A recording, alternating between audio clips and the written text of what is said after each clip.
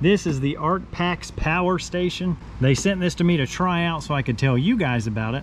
And I gotta say, so far, it does exactly what it's supposed to.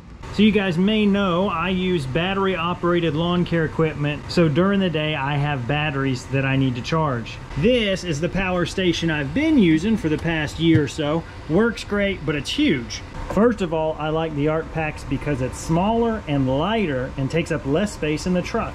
When you first get it, it comes with a carry case for your charger. Your charger comes in 2 sections, a power brick, which outputs 36 volts at 8.4 amps, 302 watts. And here is the power cord end, which is what plugs into your wall. You've got 2 AC outlets. I only need 1 because this whole 6-pod charger runs off of 1 plug. You just push this button here to activate it.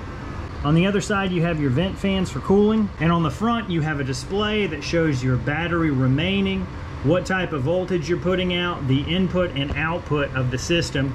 You can turn that off if you want with the display button here. You have a light that is pretty bright. You've got some DC output. Here's a 12-volt car port, 120 watts. You have a USB-C, 60 watt, and then 5 DC 12-watt USB. Again, you just push the button to activate it. Now, one of the really neat things about this Arkpax is that it works in extreme heat and extreme cold. Extreme heat is great in Florida. I have a black truck with black tinted windows and it gets extremely hot in here. And this charger outlasts the temperature threshold of the batteries it's charging. So the batteries get so hot, they stop charging before the charger does. Now, as far as seeing it charge, let's go ahead and turn on our AC. And this is going to the 6-pod charger. We will plug that in. We'll see these lights kick on. So now the charger's fans have started. It's actively charging. You can see here we're pulling 500 watts, 600, and it gives you an update on how long you can keep that up for 2.3 hours. So here we have our Arkpax plugged into the wall. You can see our charging brick is green, we are charging. Then from there, we have our air fryer plugged in. And so if we go ahead and we just toast, then we are going to see our output kick up 1400 watts. And then if we unplug, you can see that it just keeps going. So this has this uninterruptible power supply, UPS, where you could plug computer, your router into this, and if the power went off, it would kick over to battery immediately. Well, not immediately, but in enough milliseconds that you wouldn't lose anything. So here you're showing you could keep up toasting for about half an hour at 1400 watts, and it looks like it just finally tripped it. That 1400 was more than this could take. And you can see now our AC is off. We don't have any power, so if we unplug that, we can turn that back on. If we plug this in, we're still air frying, so we'll go ahead and shut that off. You can see our wattage has dropped. So yeah, 1200 watts is the most. It will do a little bit more for a little bit longer before it trips itself. One of the things that this is marketed for, in addition to extreme heat, which it's been fine in the Florida summers, is extreme cold. So let's go ahead and test that.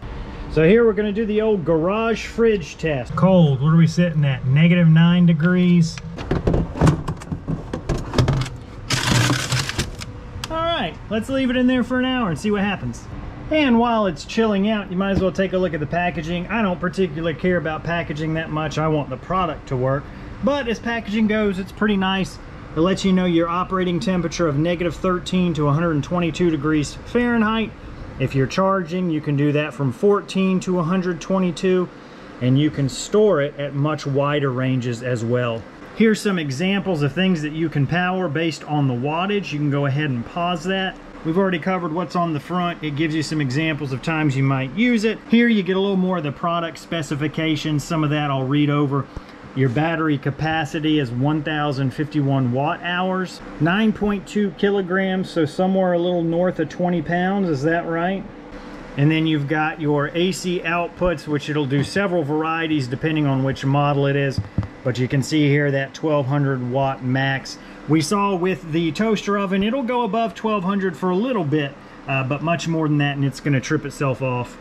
So we're going to see if I didn't freeze this thing to death. Ooh.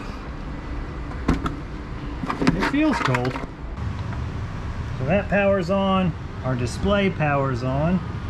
Let's see if it powers this guy. All right, so now it's kicked on and it's charging. Yep, and we're pulling watts. So I don't think that's conclusive testing that it'll work in the Arctic tundra, but for a Florida boy, that's as close as you're gonna get. I forgot to show the handle here. It just folds down. Doesn't have any kind of rubber stops or anything, but this thing's light enough that, you know, you're not really gonna mess it up that bad. Bottom, you've got 4 rubber feet and a sticker that shows you some of the specs. But the real question is, how does it work when you use it long term, not these silly little tests? So I've been using it for about a month and I've got no complaints, and this is what it looks like on one of my longer mowing days.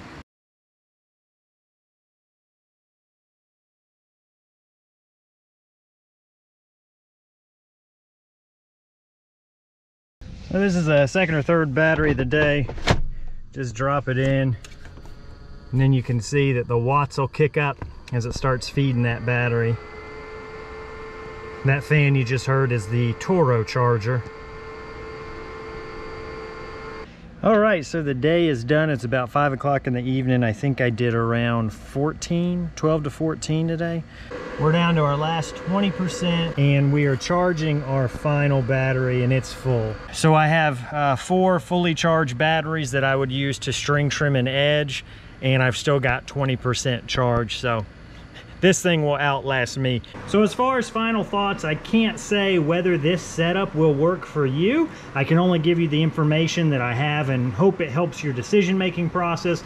But so far, after about a month of use, I have no complaints with the Arkpax, and I can't think of anything negative to say that I should make you aware of for your buying decision. Obviously, as far as long-term, how it holds up, I have no clue. I've only been using it a month, but I will keep you updated if anything should fail on this over time, and then you'll be able to factor that in your decision making.